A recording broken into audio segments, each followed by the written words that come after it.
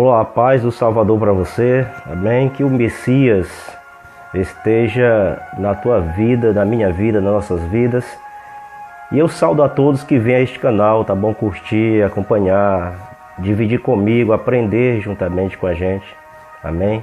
E nós estamos aqui para aprendermos juntos. Eu não sou um sábio, sou uma pessoa humilde, comum, uma pessoa que apenas busca entender, né, a palavra de Deus. E vamos falar nesta noite aqui deste canal de um assunto que tem mexido muito com o meio gospel, com o meio evangélico, com o meio cristão, não é verdade? E a gente sabe que a gente vive debaixo de um jugo, muitas pessoas, aliás, eu não, porque eu estou saindo debaixo desse jugo, graças a Deus. Porque o meu Salvador morreu na cruz para nos libertar lá da lei de Moisés, daquele jugo pesado, daquele fardo que nós vivíamos no passado, que os nossos antepassados viviam, os judeus viviam, o povo de Israel vivia, né? Então a gente hoje vive pela graça do Salvador, do Messias, aquele que foi dado pelo nosso Pai Criador Celestial, Adonai, para morrer na cruz por nós. E eu trago para os meus amados internautas nesta noite este assunto, e para a gente, portanto, frisar esse assunto assim de uma forma bem mais eficaz, eu não deixaria de ler essa passagem que está aqui em Malaquias, no capítulo 3, onde é um capítulo que todo mundo que quer pedir o dízimo já lê logo Malaquias. Só que o engraçado é que eles só leem Malaquias 9 e 10, não é verdade? Mas quando a gente chegar lá, eu vou começar pelo primeiro versículo de Malaquias 3. Olha o que diz a palavra de Deus aqui em Malaquias 3. Vale a pena salientar que o dízimo naquela época para um povo que não tinha nada a ver com o povo de hoje, entendeu? Então você vai, no desenrolar do vídeo, você vai entendendo direitinho a mensagem. E eu não estou aqui, portanto, para denigrir a imagem de ninguém. Mas aquele que se sentir ferido, problema dele, reclame com o Altíssimo e vá procurar, portanto, aprender para poder ser mestre. Porque eu me recuei um pouquinho, porque eu quero aprender muito mais para eu não ficar por aí ensinando errado e nem me aproveitando do Evangelho para poder agariar bens materiais para mim, como muitos aí estão fazendo.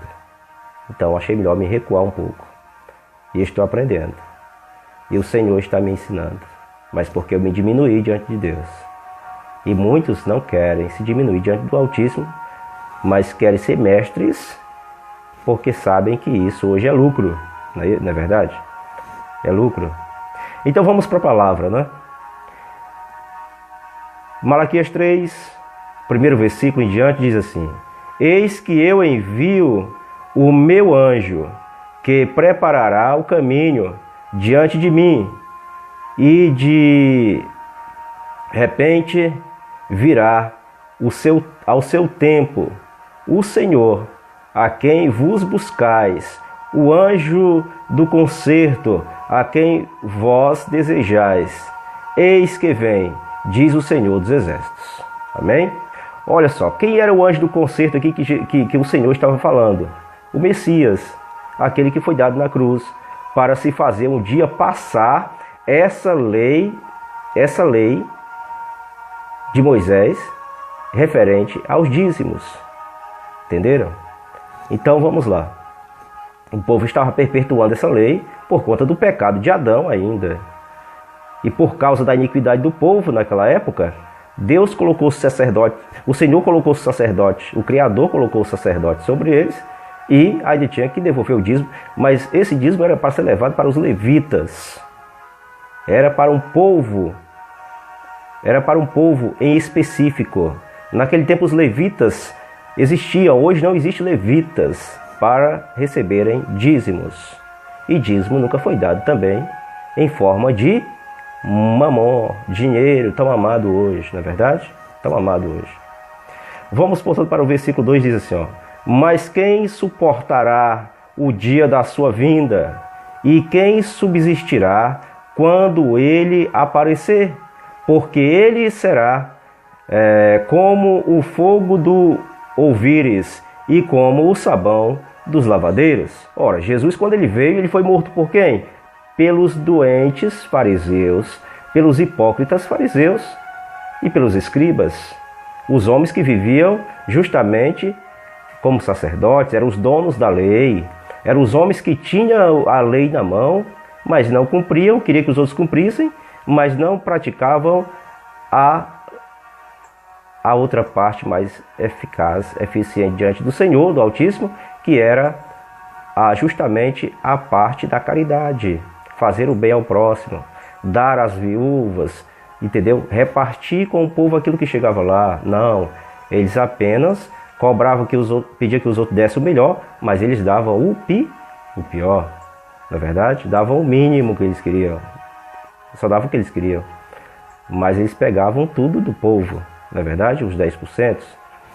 Então vamos lá, mais na frente, a questão do roubo, como se dava o roubo do dízimo naquela época. Jesus, quando ele veio como sabão do lavandeiro, porque ele foi expor todo o erro dos fariseus, daqueles homens que viviam, né, manipulando o povo pela lei de Moisés. Usava a lei de Moisés como uma forma de manipular aquela nação. Amém? E assentar-se-á, afinando e purificando a prata, e purificando os filhos de Levi, e os afinará como ouro e como prata. Então ao Senhor trarão ofertas em justiça. O que significa isso? O que esse versículo 3 está dizendo aqui? Ora, os filhos de Levi, os levitas, eles estavam também viciados a receberem a sua parte de dízimo, e era para eles darem os dízimos também, a 10ª parte. Olha só, eles recebiam um 10º como levitas, porque eles participavam eles eram da tribo de Levi, e eles, essa tribo na divisão de terras e bens, eles não ganharam nada, e eles receberam do Senhor, do Altíssimo, do Criador, o dom para louvar e para pregar o Evangelho, e eles faziam os serviços naquele templo, entendeu? Naquele tempo as 12 tribos elas se organizavam da seguinte forma: ficavam 4 tribos ao norte, 4 tribos ao sul, 4 tribos ao leste e 4 tribos ao oeste. Então, numa dessas tribos ficava uma das 11, que era a tribo de Levi, no caso, os levitas, que pregavam, que se davam os trabalhos daquele templo. Uns como cantores, uns como pregadores, enfim. Mas a questão é que alguns sacerdotes iam pegar o dízimo para eles. Quando vinha, dava a 10ª parte para eles, eles já roubavam no caminho. E quando dava a outra 10ª parte para eles, eles não tinham aquela justiça. Eles estavam começando a enricar também com os dízimos. E eles não davam como era pelo Criador, então, determinado, que eles tinham que ajudar os órfãos e as viúvas. Eles estavam também engordando com aquele dízimo. E eles não davam a outra parte, que era do Senhor. O Senhor não queria que levasse para ele, claro, porque Deus, o Senhor, o Altíssimo, o Criador, ele não quer que a gente mande lá para cima dinheiro nem nada. Ele queria que fizesse a boa obra dele aqui na terra, que eles recusavam fazer, assim como os de hoje também recusam a fazer essa obra do Senhor. Amém? Então vamos aqui para o capítulo 4, versículo 4. Versículo 4 do capítulo 3 diz assim: e a oferta de Judá e de Jerusalém será suave ao Senhor, como nos dias antigos.